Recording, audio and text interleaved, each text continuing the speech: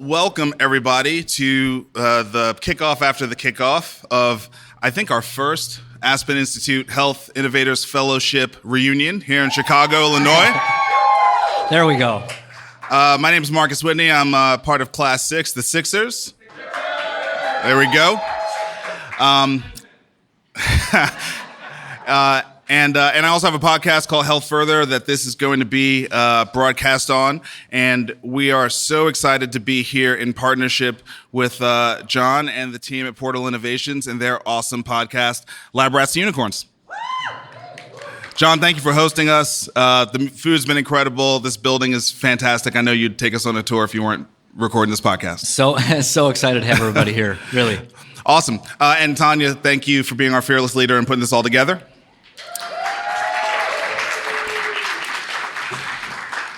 So we're gonna do two mini panels featuring some of the amazing talent that is part of the Health Innovators Fellowship. The first topic that we're going to cover, we're going to really deal with what's going on broadly in the environment from a macro perspective and how that is impacting healthcare innovation. Obviously, we're very focused on innovation and health equity, but capital really matters, and what's happening in the macro environment has a huge impact on that. And so we're going to ask our guests to give a quick introduction of themselves, and then John, you'll take over the question asking for this part of the session. But Anna Hagui and Michael Gray, please just give a quick introduction of yourselves, and then we'll jump in. Well, good evening, everybody. I'm so excited to see all of you in our beautiful city. I'm a fellow Chicagoan for the folks that are from Chicago. So excited to be hosting you all here. I'm part of Class 1. And yeah, that's right. The originals. And by day, I am an investor, venture and growth stage investor focused on value-based care broadly and the shift towards a more equitable, better outcome, better for everybody healthcare system. I spent 13 years prior to joining my current firm at a firm called Sandbox Industries here in Chicago that partnered with the Blue Cross Blue Shield plans across the country, helping them make similar types of investments. And it's been a great couple of years on my new platform called Valtruous. Thanks for having me.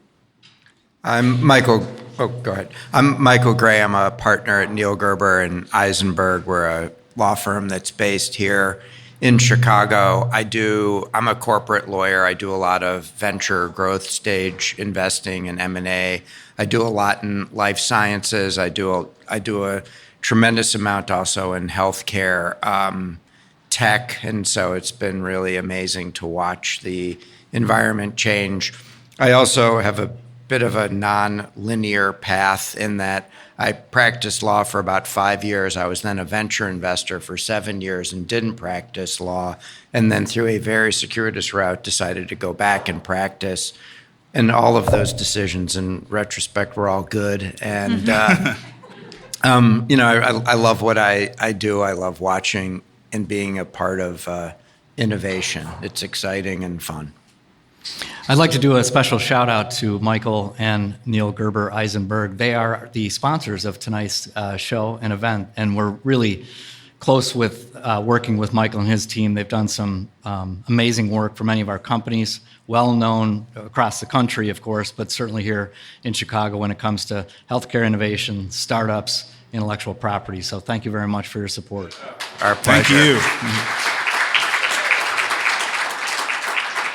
Yeah, and maybe just a little bit of level setting as we get started with the Lab Rats to Unicorns podcast. Tonight's episode, obviously it's a live taping, but the focus is a little juxtaposed from the way that we typically are interviewing our guests. The story of Lab Rats to Unicorns is really about the individual behind the innovation that's happening, whether it be in a biotech startup, in an academic lab, in a large company, anyone who's focused, whether it be a business person or a scientist or anybody in between, that's bringing innovation to solve important needs in the healthcare environment.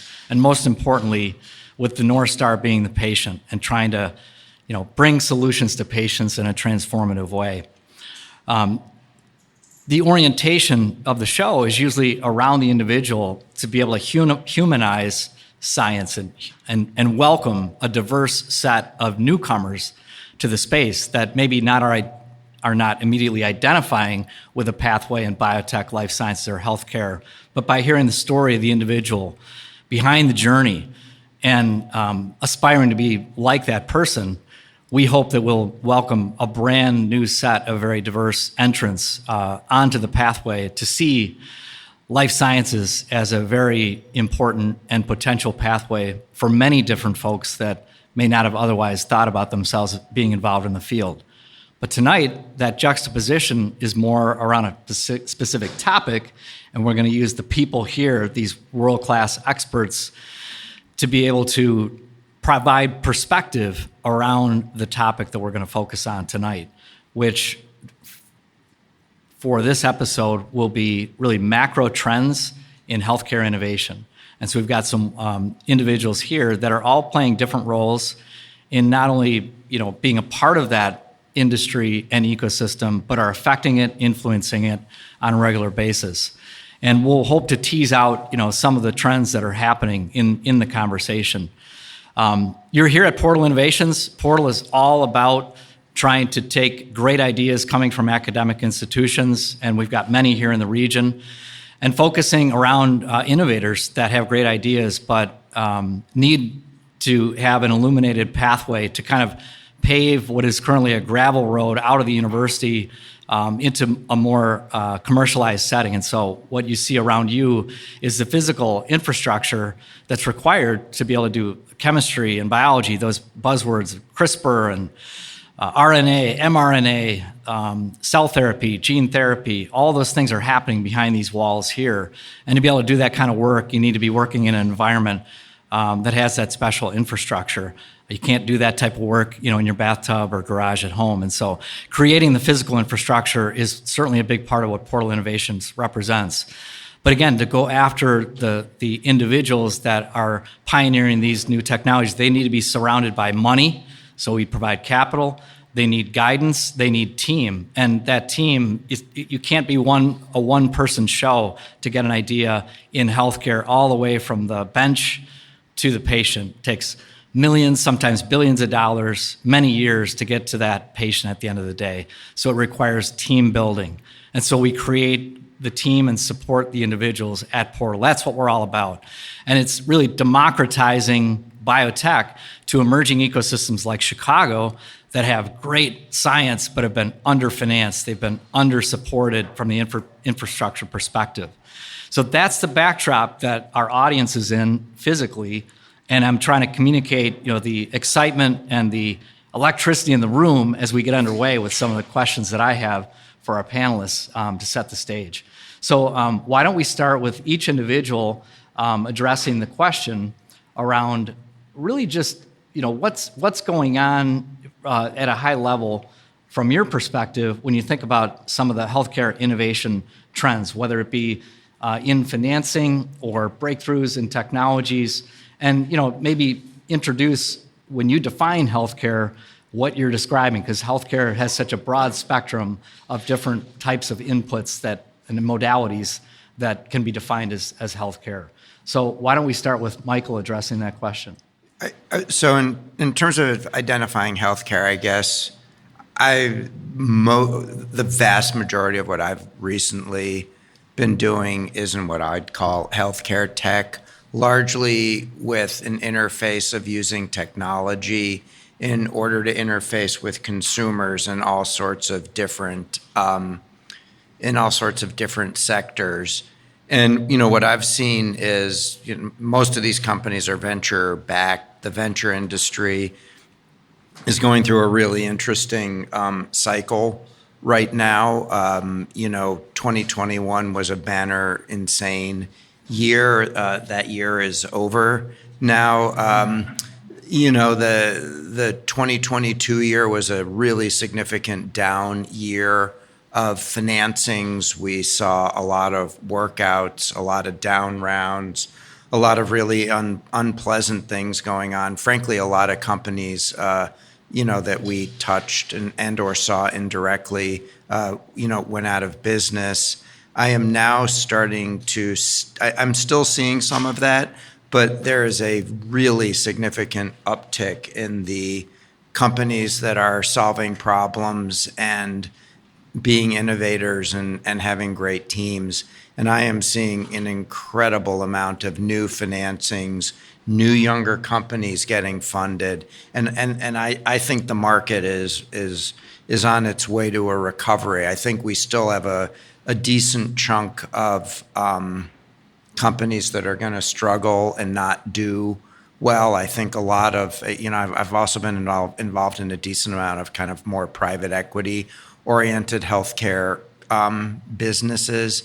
And a lot of them are going to have debt issues, and those are going to be interesting as a lot of the debt becomes due. But, when you have these downturns, there's an incredible amount of creativity, and this is my third cycle. I'm very optimistic about it, and I think most importantly, I don't think there's ever been a cycle where there's more capital on the sidelines that needs to be deployed. It is gonna find a home with great entrepreneurs. Great summary. Anna? Yeah, you took my last soundbite, because I was going to say 2021 was also a banner fundraising year for all those that manage private capital. And so without a doubt, that money is going to find homes over the next 2 to 3 years, just because that's what you get hired to do when people commit capital to your funds. And I would say, when I look at broadly the landscape and the ecosystem, the one thing that has just sustained sort of drumbeat from both sides of the aisle and sort of our country at large is moving more and more of our healthcare dollars into aligned models that are actually delivering real health. So I would say, as I've sort of evolved my view of what healthcare is in this country, in part from one of my fellows who has been banging this drum, Rebecca Oney, for as long as I've known her, and probably as long as she's been alive, the idea that we think of healthcare as this transactional intervention in a clinical setting versus health more broadly defined as sort of waking up every day and feeling well in mind, body, and soul. And so I think the models that actually are going to sustain in this next innovation cycle are those that are delivering across all those aspects of what people actually care about in their day-to-day lives. And so integration of behavioral and medical care, social needs being at the forefront of how we sort of show up for patients and populations that are struggling, and using healthcare dollars to do that work. And so those are a lot of the models that I think have seen sustained investment over the last couple of years, and will continue to attract dollars over the next couple. So a rosy, outlook for the future as you look at that dry powder on the sidelines, fueling and being accelerated by new models, new technologies that are advancing at a rapid pace is part of what I'm hearing you say. Marcus, if you could, provide your response to that same question, and maybe also comment on with, the downturn from 2021 to current date. How has that affected innovation, and where are we today, and what are some of the negative implications, of that lack of direct funding into those companies? I play in the early part of the cycle, so pre-seed, seed, Series A.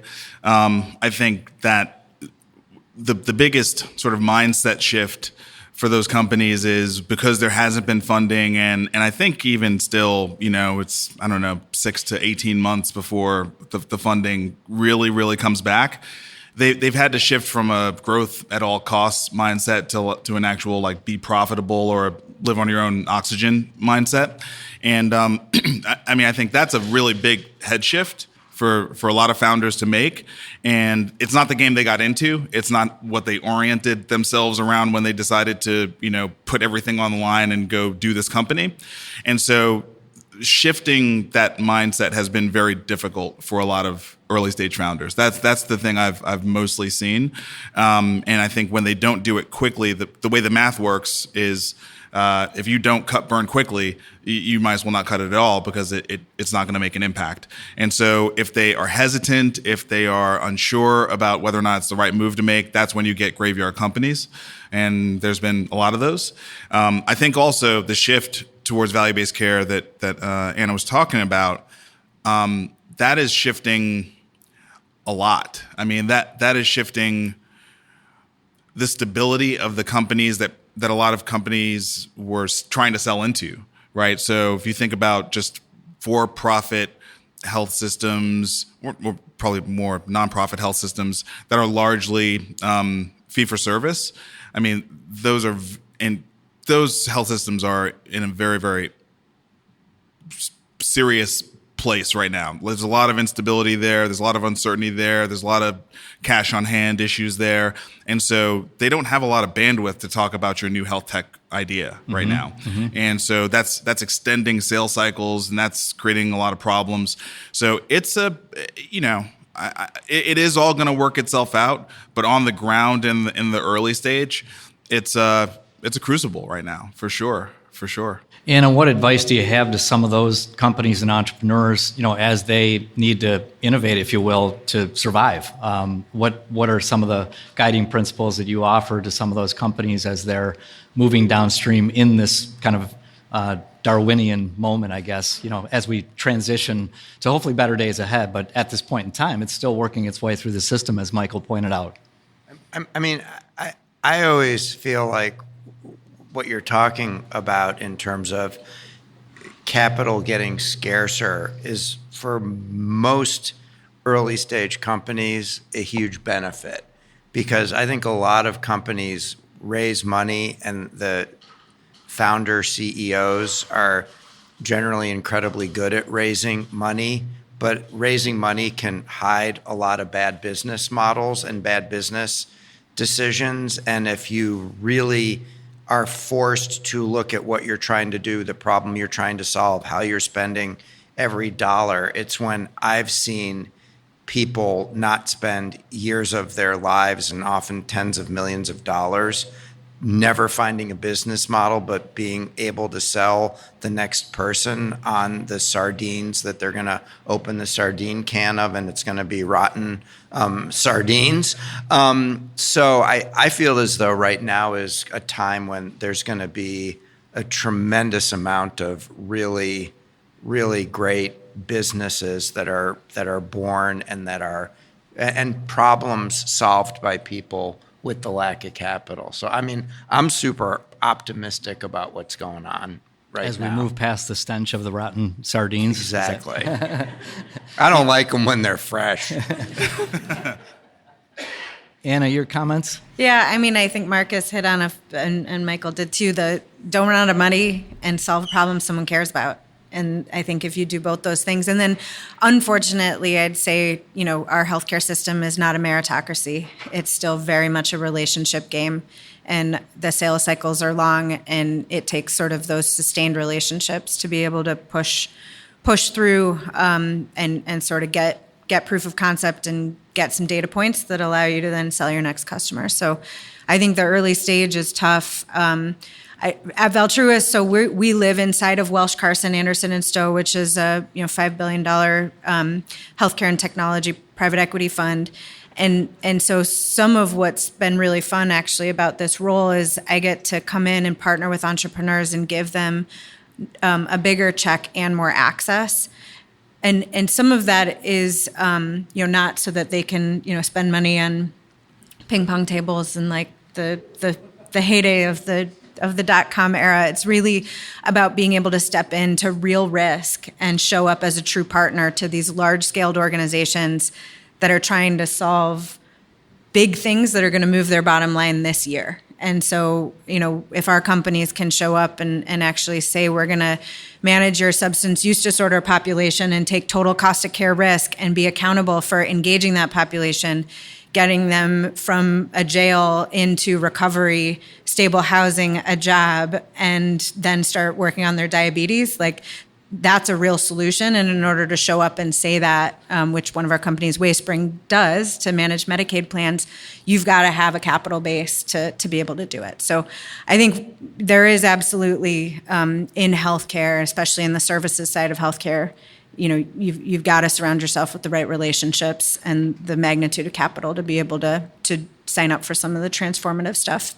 Well, Marcus, you mentioned that, it's hard to get attention, as you see these early stage companies looking to position themselves to get attention with the systems or the groups that they're trying to provide those services to. Are there any business models or technologies that are standing out that are getting attention, as you look at the faster moving companies that are getting funded or supported as they try to move their platform downstream? I think technologies and or tech-enabled services that can prove that they can save money are getting traction, and the ones that maybe do that incrementally are not. It's pretty straightforward, And I agree with Anna. I mean, depending on what you're doing, you need a certain base of capital. If you're going to get into the services space, you need a certain base of capital, right? So, like if I think about our portfolio right now, the companies that have been able to get to what I would call sort of the clear path of scaling fastest, they're two pure tech companies. And then once it starts to get into the services piece, and that's more of a blended business model, there's a technology component to it for sure, but when the services are in there as well, it's a little slower because there's a lot more building the relationship, proving it out, through small population segments, and then how you scale it from there. So, I think it depends on what the business model is. And who you're trying to help. If you're trying to help payers, I'm seeing a lot more, and not just like a United, but also even a health system that happens to have a health plan. I'm seeing that move a lot faster than just like a pure fee-for-service provider. There's just one thing I want to touch on for the entrepreneurs who are listening to this. I think too many entrepreneurs who are raising money at whatever stage it's at often just look at the valuation and they forget about the terms and they forget about the relationships that can be brought to the table. I've had the privilege of working with, funds similar to yours who've got, institutional investors who are some of the largest insurance carriers out there, some of the largest pharma companies behind them, and the network and the value that those relationships can create versus just money. You're way better off taking a lower valuation with the right partner if they're a good partner, and thinking about how they can help you build your business. And I think that point is, for many entrepreneurs, just not seen clearly.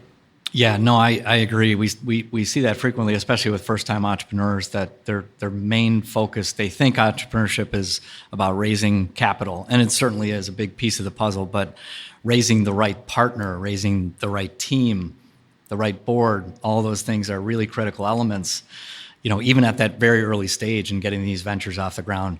And I would say just representing kind of the, within the healthcare sector, life sciences, we're seeing a lot of the same trends in the sense that we're focused on the early stage. There's still a lot of breakthrough science that's happening. We have to look downstream. Where are the pharma companies looking? And interestingly, to the point made earlier, a lot of capital has been raised from limited partners into dedicated life sciences funds. Many of those funds, are billion-dollar funds, but I've seen a few press releases saying, billion-dollar fund, we want to be the first 100,000 in, and the last 100 million before the IPO. That's a trend shift, and a lot of that's being driven, I think, by a need to get into the cap table early, and then wanting to be managing the destiny, of that company earlier on in the process. So you see a lot of historically late stage, even private equity type firms going really early.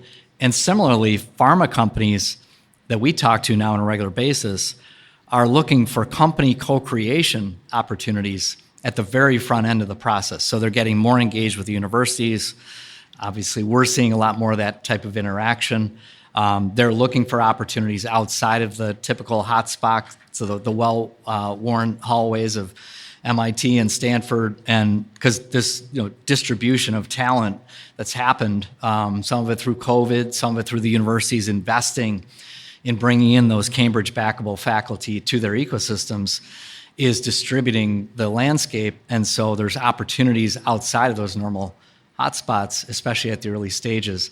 Companies that are, I think, the most difficult and where we're continuing to see challenge is the pre-21 group that was thinking that the normal world was, you raise a $100 million A, and then you do a $150 million crossover round, and 6 months later you do an IPO. And companies that had a platform but didn't have a product and were on the runway set to go out in the IPO but didn't make it are really in a bad spot. So I think it all depends on where you're at. And of course it depends on like what technology is being worked on, what therapeutic area. Some really important breakthroughs have been happening, with what we're seeing, with products in the obesity class that have applications in other areas. I mean, the rise of Eli Lilly's success, with their product moving in that direction, Novo as well. These are now some of the most valuable pharma companies in the world, and behind it, you see a lot more focus on neuro. So cancer continues to get investment, but neuro is becoming a bigger and bigger part of the overall platform of drugs moving forward. And of course, if you can make meaningful advances in those areas that are really unmet needs, that can also be another way of delivering novelty and value for patients. If we switch gears for a minute and talk a little bit about the regulatory landscape, I'm curious perspectives on the Inflation Reduction Act. Has there been any negative impact or outcome on companies that you're working with in this regard? For example, in biotech, working on a small molecule is more at risk than working on a modality that involves biology. So I'm just wondering, are there any spillover effects of IRA affecting or pushing people more toward a given area of innovation in healthcare? Any comments? I can jump in and maybe not answer that question, but that's an answer though. I mean, I think there were some pieces of it around continued investment in oncology and mental health, which were great. But I think similarly, maybe in the same cycle, we had and again, I'm a more services and HCIT oriented investor, and so the adjustments to how CMS is looking at risk adjustment and thinking about the underlying risk of the Medicare population and how people that are taking that risk in the private markets are going to get compensated and rewarded has been a big transformation, because it's moved from really a game of sort of coding capture and understanding the risk to actually managing the risk. And so that's been a big boon of specialty care models and lots of really interesting momentum, I would say.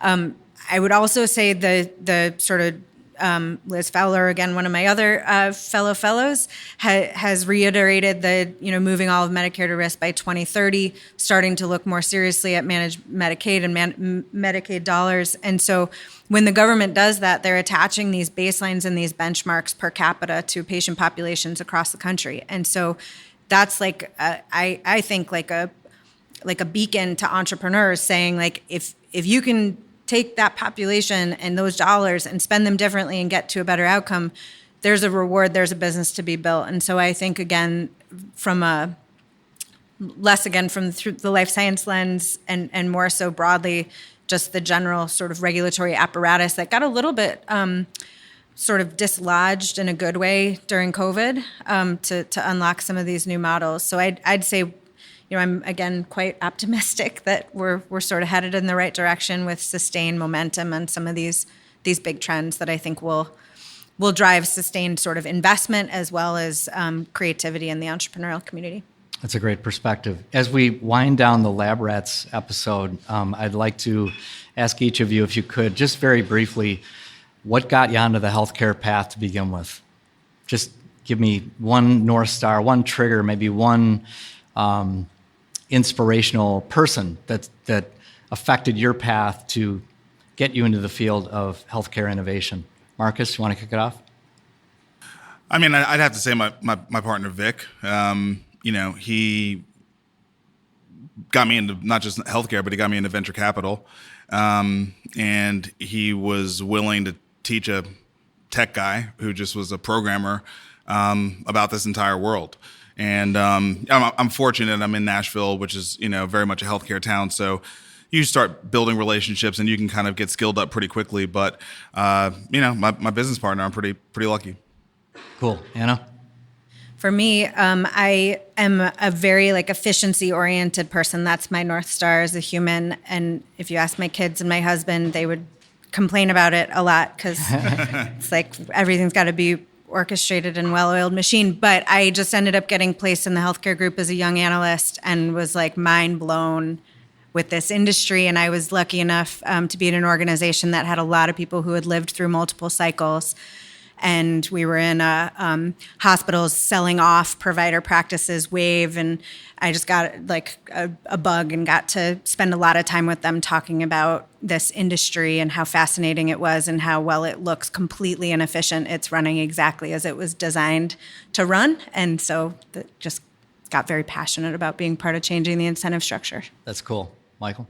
I guess for me, my educational background was in math and physics, and so I've always loved science. I've always thought biology in particular was also incredibly cool. And I just guess through my practicing law, I think to a great extent, I got lucky and stumbled into clients, showed curiosity and love and passion for the area. And look, it also happens to be about 20% of GDP. So it's a big area with a huge swath of really cool things going on. And so that's it's just my science background and curiosity, and just there's so many creative people in the area. It's just fun to be in it. Love it. Yeah, no, just touching on that, just the people, the characters, just the journey. At the end of that process, the patient, of course, we're all motivated by that.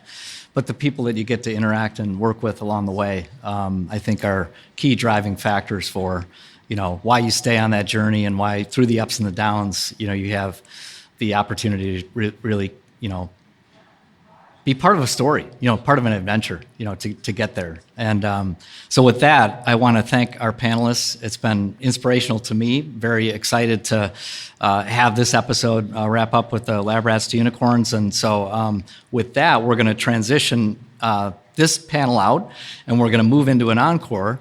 And Marcus is going to take us forward now with his Health Further podcast. So thank you very much to Michael and Anna.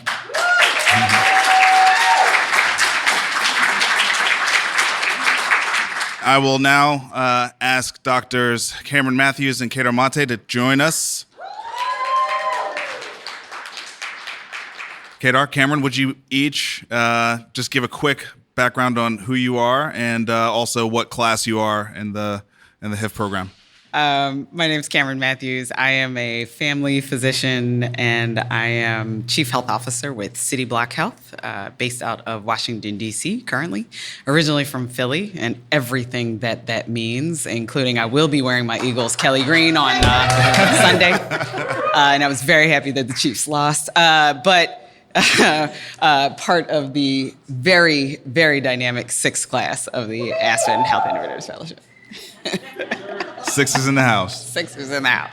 I'm Kedar Mate. I'm an internist, a faculty member at Cornell, and the president and CEO of the Institute for Healthcare Improvement, which is a Boston-based not-for-profit consulting company that basically focuses on healthcare quality, patient safety, reliability, and increasingly health equity, which I know we're going to be talking about. And I'm part of the Justice League, appropriately titled Class 3. Nice. Class 3, pretty deep. All right, so let's just start with trying to define health equity. I know that many people come at this from different perspectives, but it is literally in the description of what we are about as Aspen Institute Health Innovator Fellows, that we are about advancing health equity in the United States. What does that mean? And it's okay if you just say what it means to you. But what does that mean? And John, I'm gonna after we have the good doctors give their definition, I'll ask you to do the same. All right, Cameron. sounds good. So we were actually talking about this. We were chatting about this We were earlier. chatting about this advance, and I'm going to first state that it is still awfully frustrating that we have to ask this question, that we still need to define this, and that there are still people questioning what the definition of health equity is. That being said, I will follow suit. Thank you. I get frustrated when a lot of people describe health equity with regard to access to care. I actually think health equity is about the equitable outcome of care. And I think those are two very different things. I think significant portions of the globe, of Chicago, of the communities that I have served over the years, they may, at least on paper, have access to care, but their outcomes are still completely differentiated to the point of Inglewood here. I practiced here. I lived in Chicago for 13 years. Inglewood here has cervical cancer rates equal to that of third world countries. I mean, literally on 63rd Street, where I would see patients, extremely different from this wonderful West Loop beauty that we're sitting in, just minutes away. But not minutes if you're talking about the bus rides that my patients actually had to take to come see me, right? But I think for me, health equity is about actually achieving equitable outcomes and not just putting options online in the form of some new technology or digital health and hoping that others take advantage of it. It's not about just making sure that a clinic is available. Sure, this one provider may take Medicaid or some other expansion form, but yet if we don't actually provide the communities that need it most the agency to actually use that access, then we still have the outcomes that we're seeing. Yeah, I like that notion that it's about outcome and not just access a lot. I think there's a way in which we could create very equitable access to very poor quality care, which in some cases is occurring in our system, and that would result in very poor and inequitable outcomes. I think a little bit about equity as being focused on a sense of fairness and justice. To me, in many ways, the pursuit of a more equitable health system, because I fundamentally believe that health is a human right. And to me, therefore, the pursuit of more equitable care outcomes, as you're describing, is really a pursuit of our shared humanity. So for me, the pursuit of a health equity objective is really the pursuit of our right to live, function, work, play, as the CDC calls it, in a manner in which we wish to live. Yeah, and building on that, but maybe looking through the lens of trying to bring new solutions to patient problems, whether it be a new drug or a new med tech or diagnostic tool, answering the question maybe through that lens, which is where we really focus our time and energy. It begins really at the front end of that process, where you're thinking about health equity as it relates to who are the teams of individuals, who are the entrepreneurs, what problems are they thinking about, and by having a more diverse set of founders surrounded by a more diverse set of investors, we believe that that's where innovation is stimulated, because there are new problems that are being thought about, because there are patient sets that are currently being undermet with their needs. So it begins with the innovator, the entrepreneur, going after a new problem that has not been addressed before, but by virtue of where they're coming from and seeing the need in the community that they're part of, that they can make a difference in that environment, bringing those types of modalities to the patient. Along the way, then also being inclusive with the way that clinical trials are being run and how the trials are being made attractive and access being provided, so that the patient set that is participating in the trials is representative of a broad-based, diverse population. And so when I think about health equity, I think about it from from the beginning stages of when a drug gets discovered, what problem is it solving? Is it going after a unique problem that's not being addressed in diverse populations that have these needs that are not being thought about so far? And how that starts with the complexion of the team that gets it started and the patients that are being treated early on in that process. That's how I think about health equity from the innovation perspective. Can I build on that? Yes. Thank you very much. I absolutely love that. I think we need to be thinking as upstream as possible. I couldn't agree more about the diversity of those who are involved in the innovation, those who are building and providing ownership of the clinical trials. I think it goes the step beyond that as well, as far as how that data and those solutions are disseminated, how they continue to be actually made accessible and actually lead to outcomes that actually benefit the communities that were studied. Because I think at times, as we've seen across the globe, that diverse participation in clinical trials alone is not sufficient, right? Yes. That we need to turn those into actually executed solutions that actually benefit those same communities. And I don't see that as prioritized as I think it should be. I think when we discuss clinical trials often, it's really just about participation. It's not about the application of that information. No, that's a fair point. Yeah, and I was going to add to this so that it has to be more, not just on the R&D and on the discovery side of this, but on the commercial side. Yes. We've got to see the equity considerations being applied to the commercial side of biotech, pharma, et cetera, so that we're seeing us not only make our medications that benefits the diagnostics and new technologies that we're creating, that they're not only more accessible in a generic sense, but they're more, frankly, affordable to the communities that need to benefit from these therapeutics and discoveries that are being made. Because otherwise, we could study the problem, find a decent solution, and it will never reach the audience that we're hoping to get, and we'll never get to the equitable outcomes that, Cam, you're hoping for. Exactly. Do you think that the move towards value-based care positions us collectively to have a better shot at getting closer to, I'm not even going to say achieving, but getting closer to health equity faster? Do you think that the incentive model is a fundamental piece? And say yes and no, and then also maybe touch on some of the other things, especially from a policy perspective, that are critical to shape the right movement in the commercial landscape to get us there, right? Because we know at the end of the day, we have a largely privatized healthcare system, right? And so if we're looking for equitable outcomes, we're going to need to find a way to make it exciting for the free market, right? How do we design that? Yeah.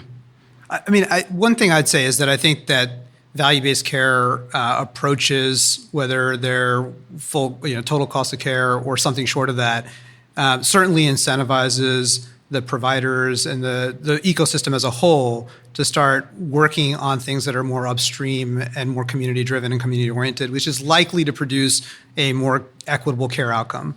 That said, I worry a little bit that we're waiting for something to happen when there's a lot that we can do now.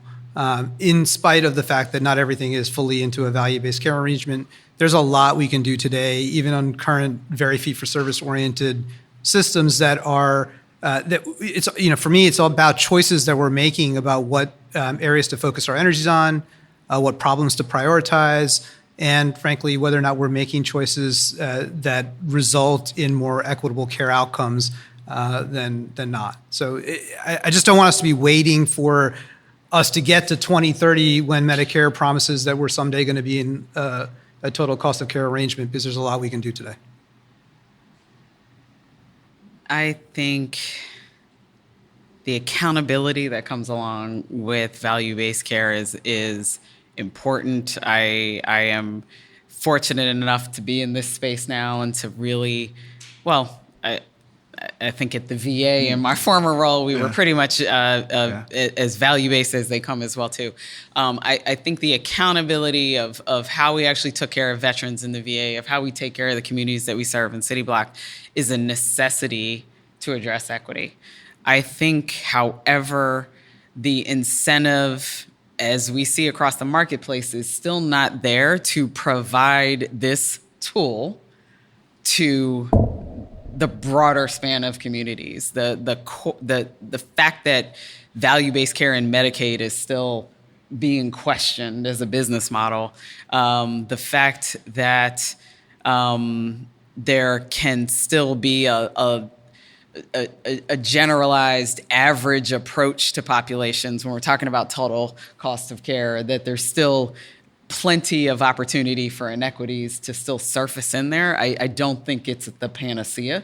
I think, yes, per your question, it's a tool to get us there, perhaps more broadly, but I don't think it's the complete answer. I think we need larger transformation and accountability for all Americans. Let's think about it just locally. I think that doesn't exist, whether it's in the fee-for-service or value-based care model, period.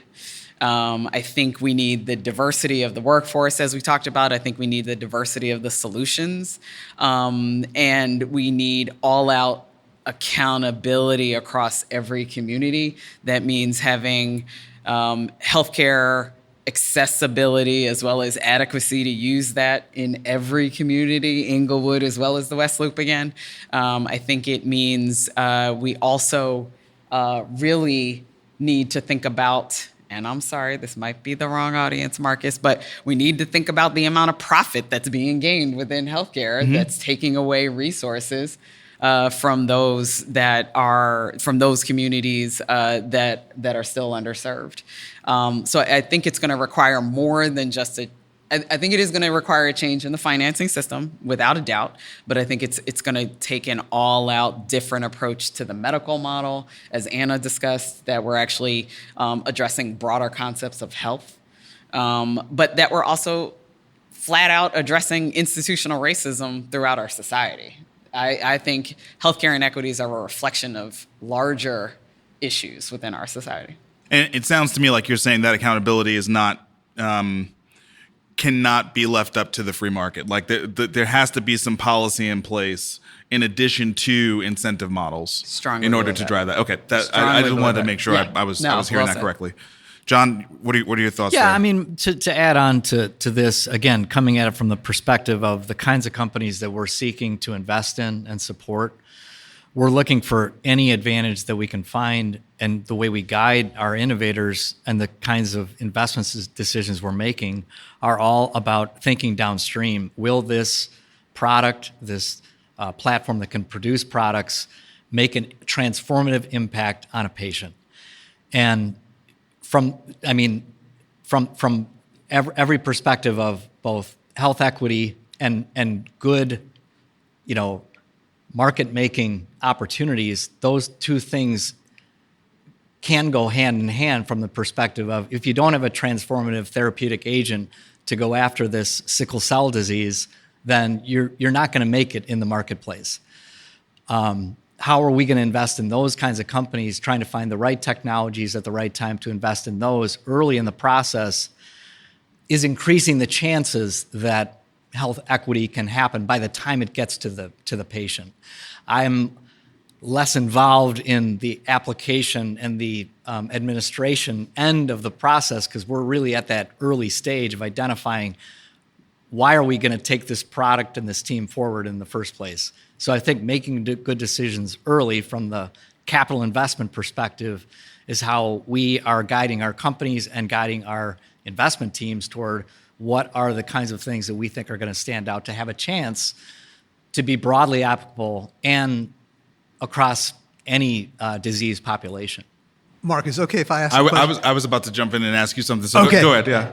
Can I ask you, what does an equity analysis look like for you as you think about making a bet on a company? As you think about making an investment, how does equity play into, or consideration around equity play into your thinking or your choices? We're really focusing from the standpoint of classic, market size. What is the opportunity? Looking at the diligence around the technology. Is it differentiable? What problem is it solving? Who is the team behind the science that's bringing this solution to the marketplace? The characterization of the total addressable market is really the driving math that we're doing as we think about investing in a company. You're asking a really good question. I'm giving you an honest answer that it's not driven by the analysis around health equity per se. It's more just what is the market? What is the opportunity? What's an unmet need in the market? And identifying what those unmet needs are, to me, is a business opportunity that's being unaddressed if you don't have the right people in the chair thinking about problems that they're affected by, that I'm not affected by, that I'm blinded to. Yeah. So I think that may not be a satisfying answer, but that's how we think about making the investments. It's the economic perspective of, by the time it reaches the patient, is there a market? But on the health equity side, by investing in companies that are going after, in the portfolio, diseases that are not currently being addressed, that are affecting parts of the population that are not white, is part of the analysis that we're looking at in terms of where are we prioritizing our investments. And I think this is where, to some extent, the question of what is the unmet need, and are we building a system that actually helps us meet that unmet need, is where the policy question starts to come into play as well. Because the truth is that I think we have as you described, Cameron, a structurally and institutionally racist system that disincentivizes the pursuit of some of the unmet needs that are present in our system. And if we wanted to correct this, there's an opportunity, but it is a combination of policy action to now create conditions that would make it more valuable to pursue innovation for communities that need that innovation desperately, but for whom traditionally there's been a divestment over time structurally. And so that's, I think, where this connection of, if you're going to do an equity analysis, if you do the market analysis as is, you're probably right that you're not going to make the kind of investments that you might need to actually reduce the inequities that are present. And that's where you're going to need a policy suggestion or support to actually create conditions that are going to make that investable. Agreed. Yeah, I mean, when I was standing up my fund, as I was raising, and we were focusing on investing in Black founders, there was just a sort of a natural connection that people made with us being a health equity fund, and I sort of was pointing them to show me the health equity codes. I know there's Medicaid, so if you mean focusing on Medicaid, okay, that's viable, right? Because that's at least pretty clearly laid out.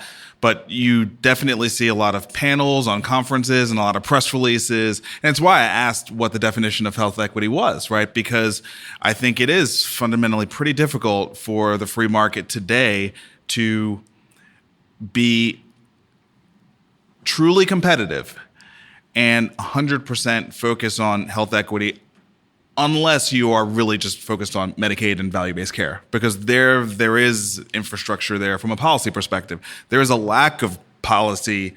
There's gaps. There's massive gaps in other areas, and those gaps feel like today they're likely to be better served in a nonprofit model where you can just get willing dollars to go support those efforts. But that's not sustainable. Of course not. Yeah. Of course not. Yeah. Kedar, you mentioned that there were things that could be done today. Obviously, you're with the Institute of Healthcare Improvement. Can you talk about some things that you all are advocating, or that you've proven out that are being done today that maybe someone who's listening to this wouldn't be aware of? Absolutely. Thank you for the question. We started this work about 10, 15 years ago now at the Institute on having developed an equity framework for what. Our primary focus was on delivery environments, so healthcare systems, hospitals, primary and secondary care environments that were providing clinical services at the starting point. And in those starting points, there are lots of things you can do. I'll give you one example. We had a hospital, a big system in the Pacific Northwest that was treating patients with the same signs and symptoms of a stroke. Black patients, white patients walked into the emergency room, exactly the same signs of a stroke. The Black patients got clot busting medications less than half the time that the white patients did.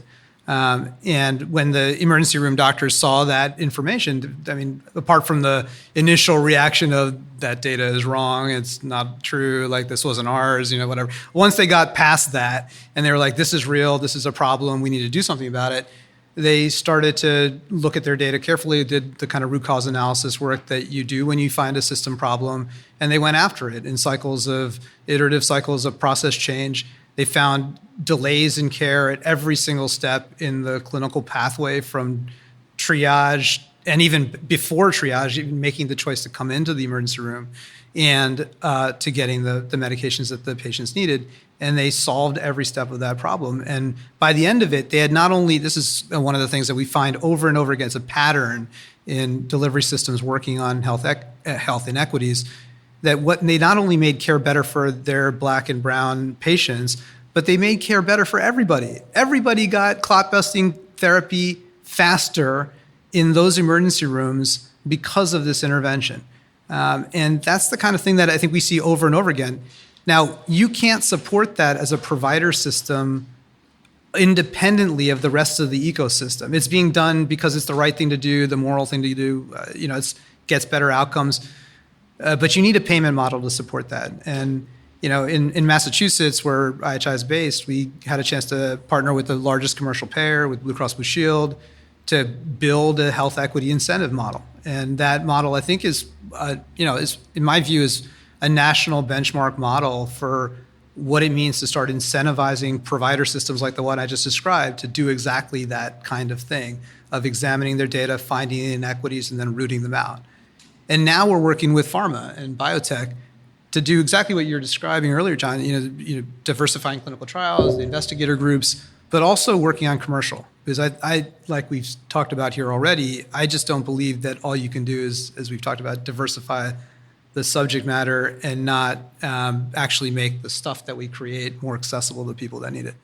Maybe that's my follow-on question to you as well, is just, are you providing guidance to biopharma and pharma companies we've already agreed that policy is an important factor for opening up new market opportunities, that are not currently being addressed and happen to be those that are not, fairly being and equitably being applied across all disease populations.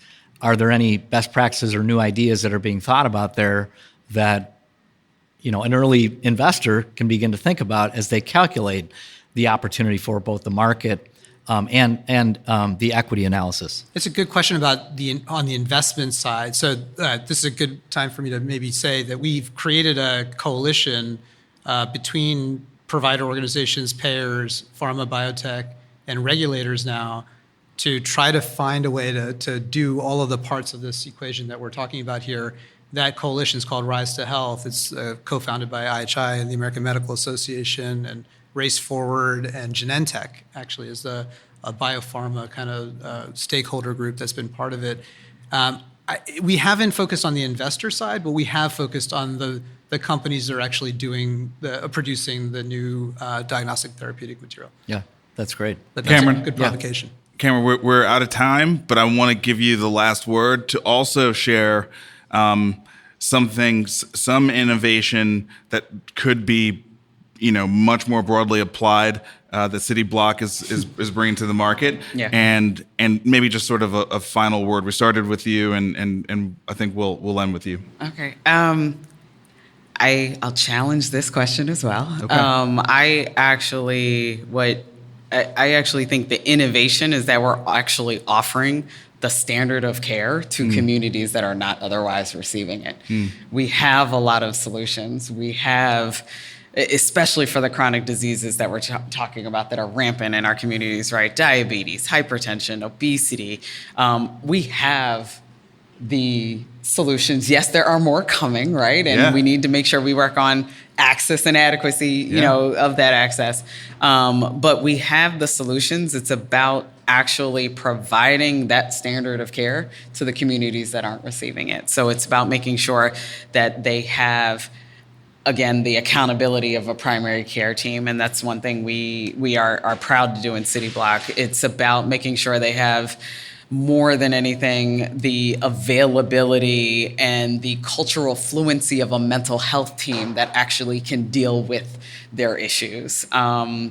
It's about including opportunities to address the social determinants of health, right? These are all solutions that we know that are equally as data-driven as any other data point that we have out there, but yet we're still looking for that special innovation from the sky. Let's just get the solutions that we have now to the communities that need them. So it's the innovation here is really, thank you. Yeah.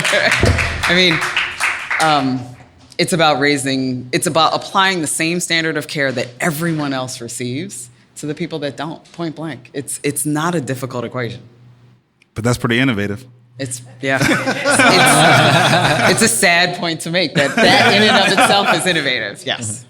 Well, this has been fantastic. I've learned so much. Thank all three of you. And John, again, thank you and your entire team for hosting us and putting this all together and feeding us. It's been great. I'll let you have the final word. We're humbled by your presence. We're so happy to host all classes of the Aspen Institute Fellows. I'm agnostic in my application of that. Well, we are so happy you're here. It's been a wonderful conversation. And I know that the Lab Rats to Unicorns audience will really appreciate all the perspectives that were provided across all the panelists today. So thank you so much for being here at Portal Innovations. Thank you. Thanks, everybody.